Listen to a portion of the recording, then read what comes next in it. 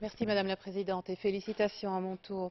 On lit, on entend beaucoup de choses depuis 10 jours, des vérités, des demi-vérités, des contre-vérités et aussi beaucoup de mensonges. On vient encore de l'entendre. Une seule chose en réalité compte aujourd'hui, mettre fin à l'escalade meurtrière dans la région et ramener les parties aux négociations sans les roquettes, vous l'avez dit, Monsieur le Ministre. Et l'Égypte l'a proposé lundi soir, l'arrêt total des hostilités, immédiatement accepté par Israël et par Mahmoud Abbas, et catégoriquement refusé par le Hamas. Le Hamas qui, en rejetant la trêve, a promis, et je cite, d'intensifier la bataille.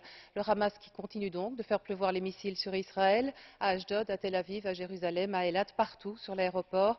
Ça, c'est la réalité des Israéliens aujourd'hui, une réalité qu'aucun gouvernement au monde ne tolérerait sans réagir, ni Berlin, ni Madrid, ni Rome, aucun.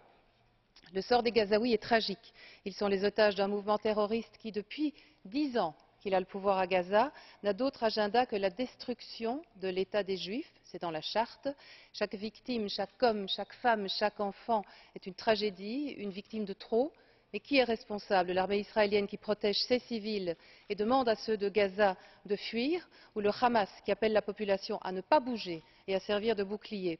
Alors oui, le gouvernement Netanyahou doit assumer sa part dans la stagnation des négociations, son manque de stratégie à long terme pour la paix, cette façon de se contenter de gérer le conflit. Mais qu'on ne s'y trompe pas, c'est le Hamas qui assassine le destin des Palestiniens.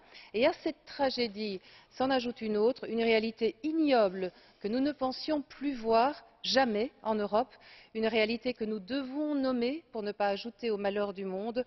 L'Europe, pour la première fois depuis des décennies, est le théâtre de pogroms. Il n'y a pas d'autre terme à ce qui s'est passé à Paris et à Anvers ce week-end. Ce sera où demain? Alors parce que ces pyromanes criminels importent la haine, il est urgent pour nous d'imposer la paix. Je vous remercie, Madame.